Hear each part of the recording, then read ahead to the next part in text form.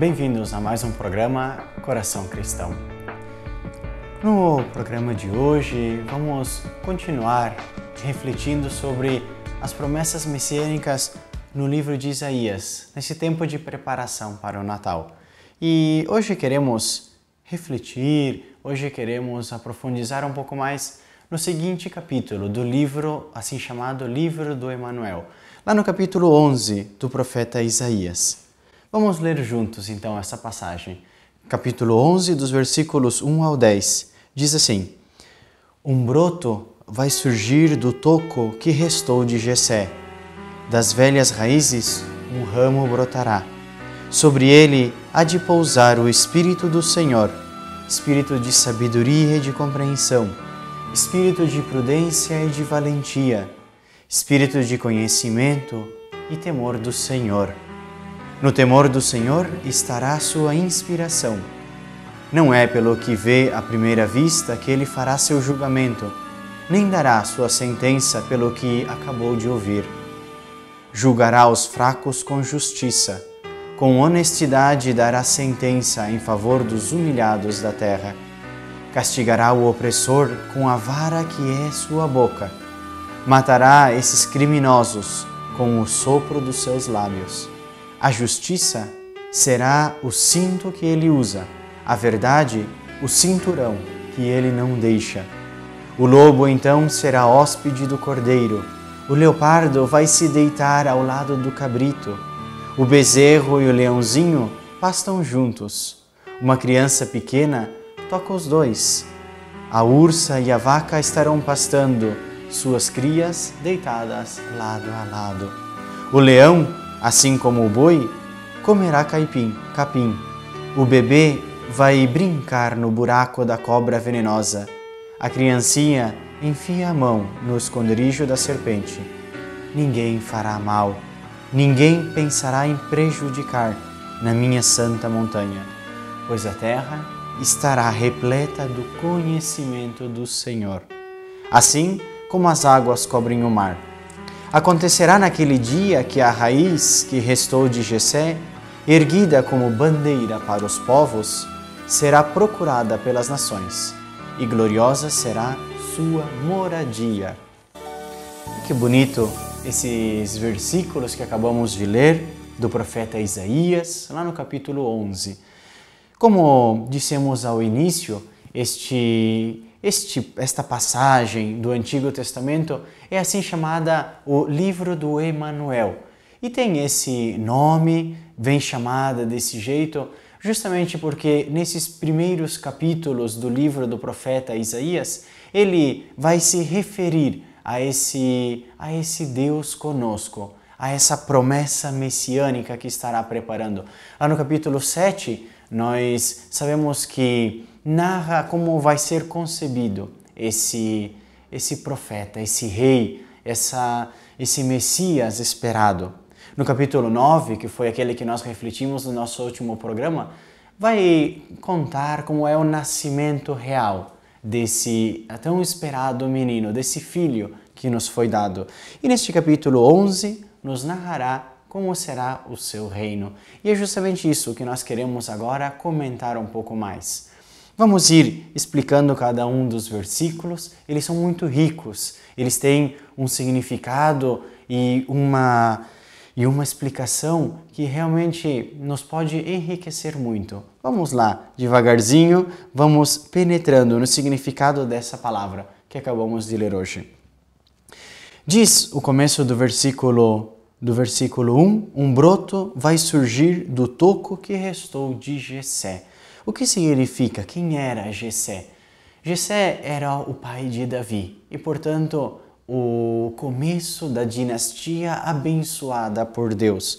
Mas diz aqui o profeta Isaías que esse menino esperado, que esse rei que vai fazer tudo isso que nós limos mais para frente, ele será um novo tronco, um novo broto que surgirá desse tronco de Jessé. Ou seja, já não vai continuar aquela dinastia de Davi, que houveram vários reis, mas será um novo tronco, será um novo broto desse tronco de Jessé. Ou seja, continua as bênçãos de Deus sobre a dinastia, mas com uma dinastia completamente nova. Não vai ser aquele nascimento, a sucessão já de uma corrente humana, mas algo diferente vai vir para o povo de Israel. As duas velhas raízes, um ramo brotará. Sobre ele, diz o capítulo 2, pousará o Espírito do Senhor. E aqui é incrível como explica o profeta Isaías como esse rei que está vindo, esse rei que há de vir, está realmente repleto. Ele tem quais são as características do seu comportamento. Diz aqui, ele está repleto do espírito de sabedoria e de compreensão, espírito de prudência e valentia, espírito de conhecimento e temor de Deus. Vemos como as 6 características, os 6 espíritos que caracterizam esse rei estão elencados por duplas. Por quê? Porque cada dupla faz referência a uma dimensão do governo deste rei que há de vir. Em primeiro lugar, espírito de sabedoria e de compreensão, ou também traduzido, espírito de sabedoria e de discernimento.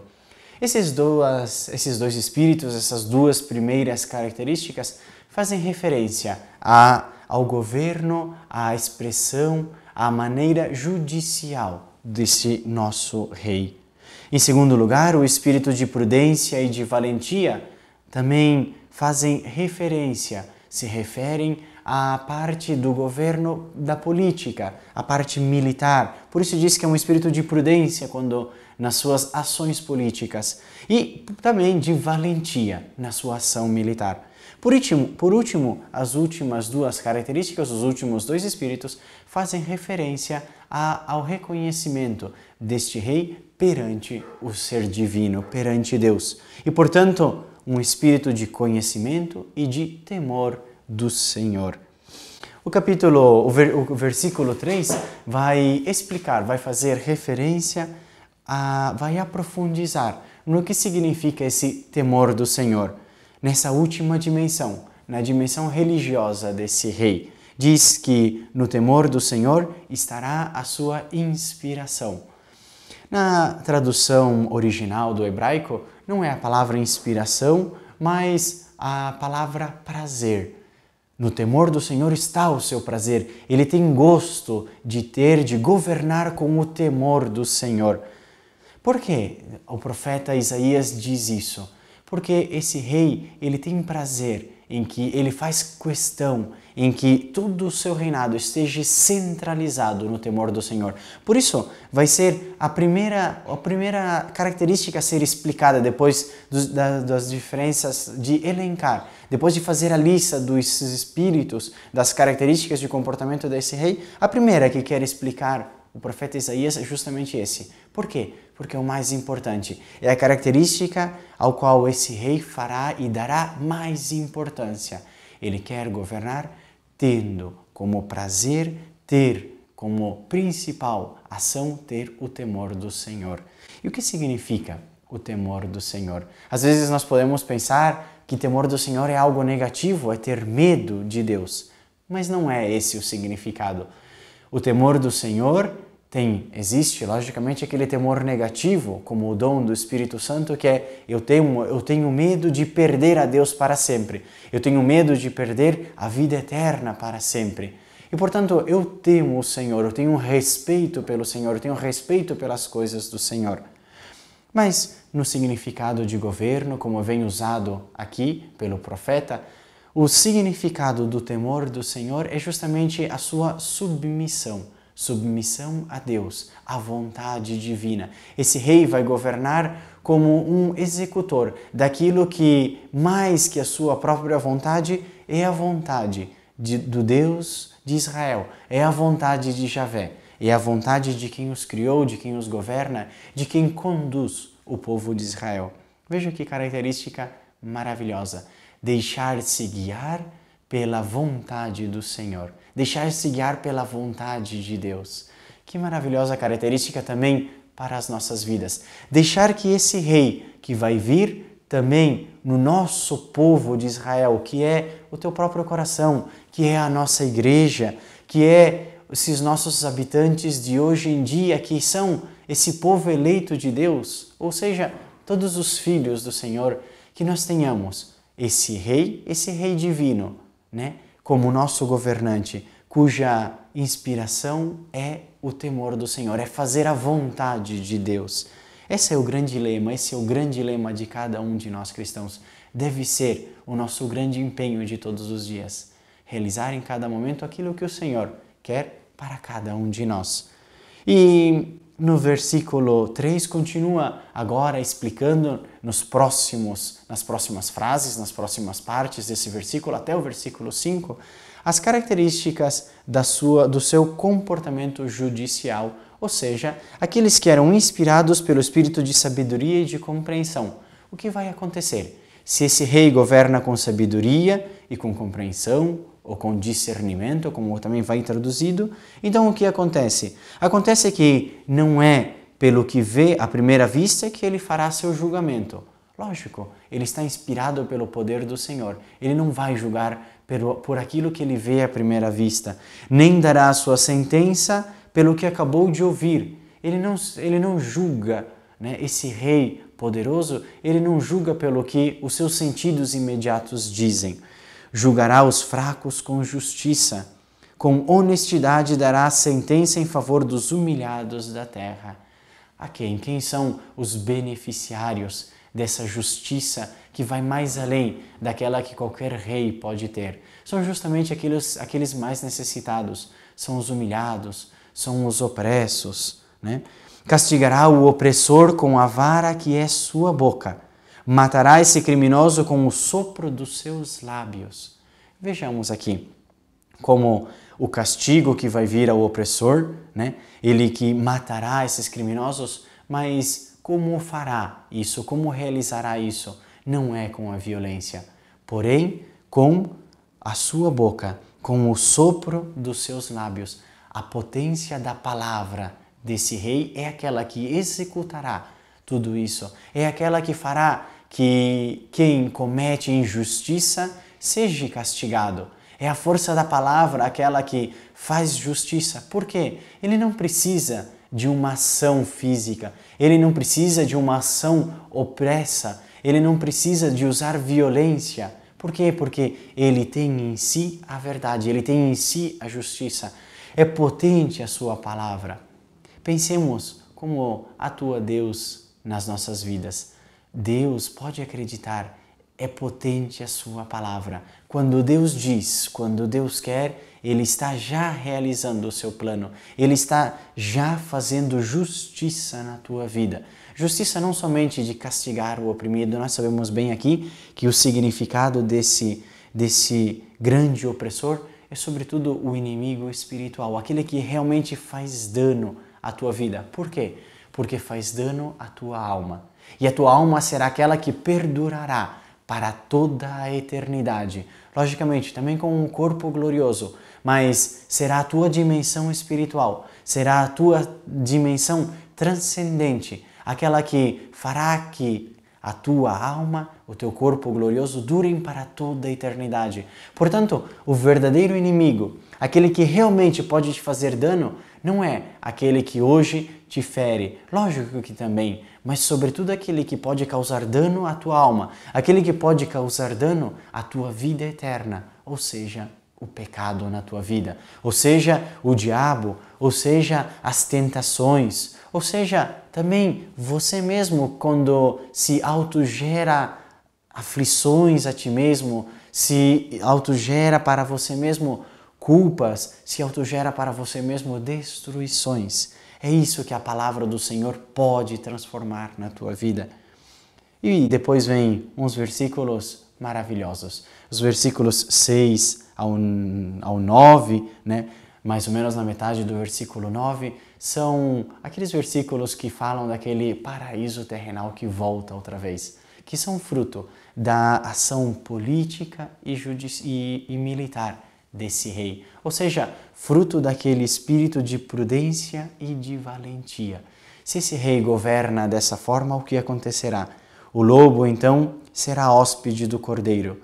O leopardo vai se deitar ao lado do cabrito. E assim, vai narrando por diante como existe a paz, se refaz a paz e a amizade entre os animais, se refaz a paz e a amizade entre os animais e o homem, porque diz o bebê vai brincar no buraco da cobra, a criancinha enfia a mão no esconderijo da serpente. Meu Deus do céu, que coisa!